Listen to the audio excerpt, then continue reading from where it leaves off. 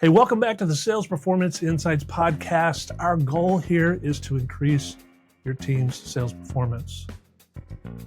Our topic today, why do deals really stall out? How do we crack that buyer's decision-making code? Let me start with a quick question.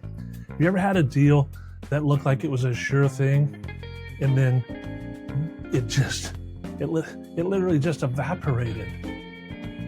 You had the pain nailed, you had the budget, and the budget was there.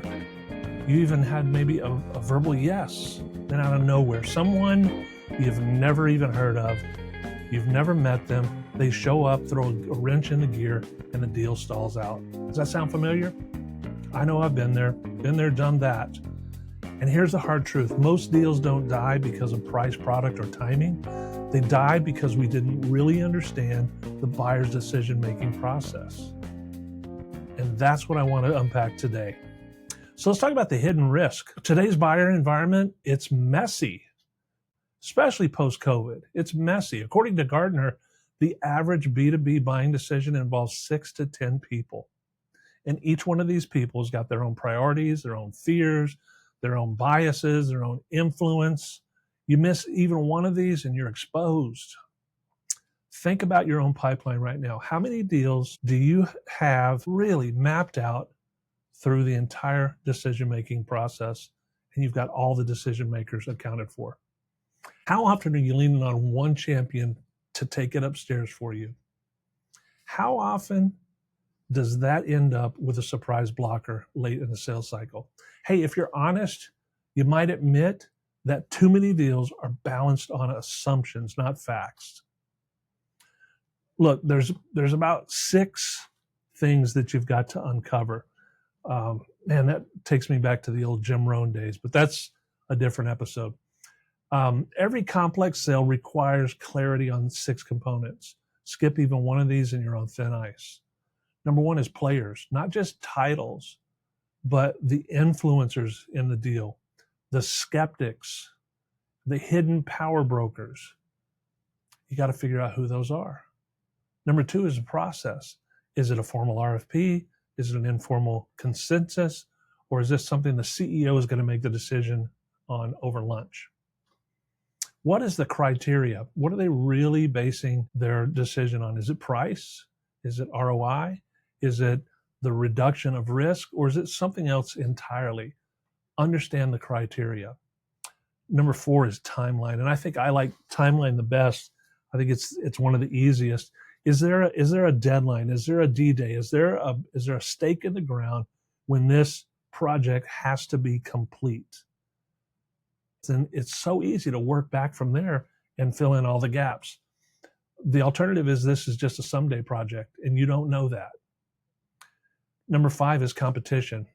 Of course, there's other vendors, but there's also internal alternatives. Think of indecision or do nothing.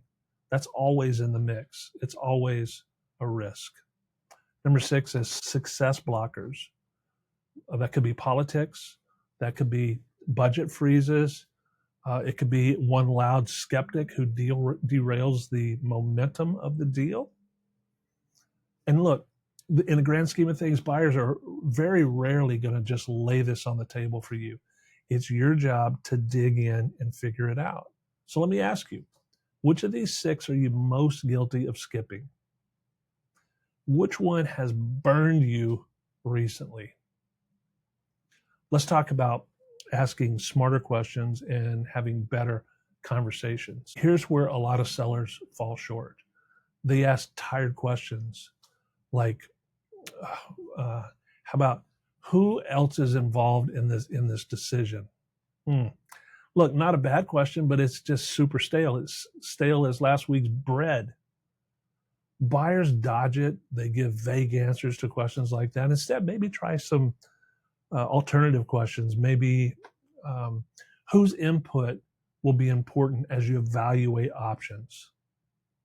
Maybe who will you want to keep updated as you explore solutions? Maybe it's, hey, when you made similar decisions in the past, who had the most influence? See the difference in those questions? Those questions feel natural.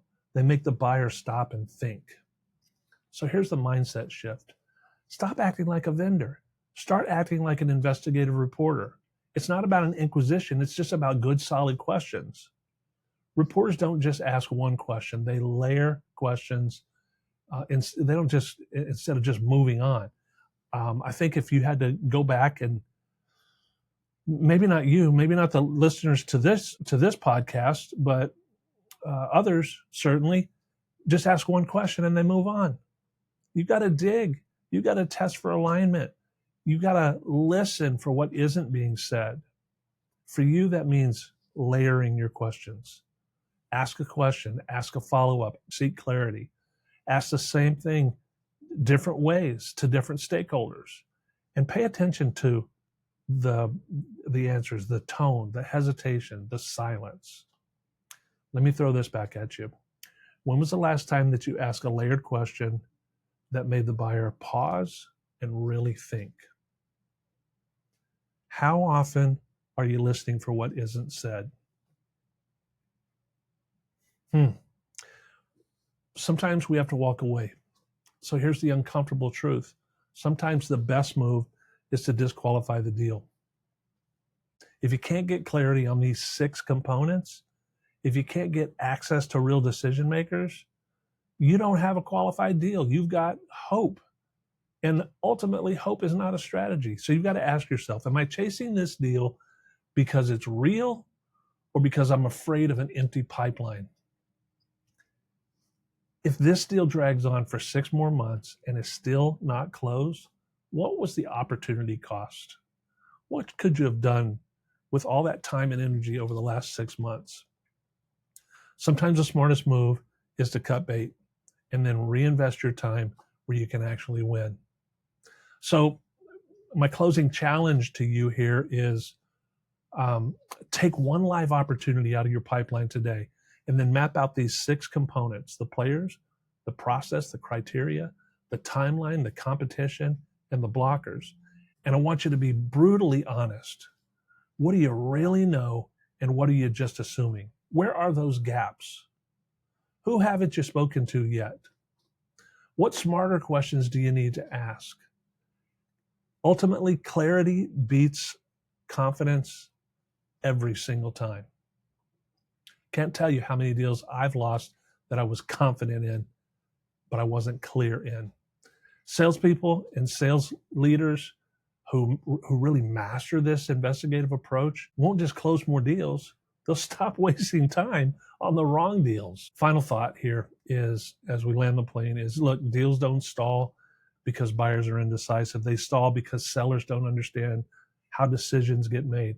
Learn the process, ask better questions, and you'll never again be blindsided by someone upstairs. So think about this. Every rep on your team, if they could master this process, how different would your forecast look 6 months from now?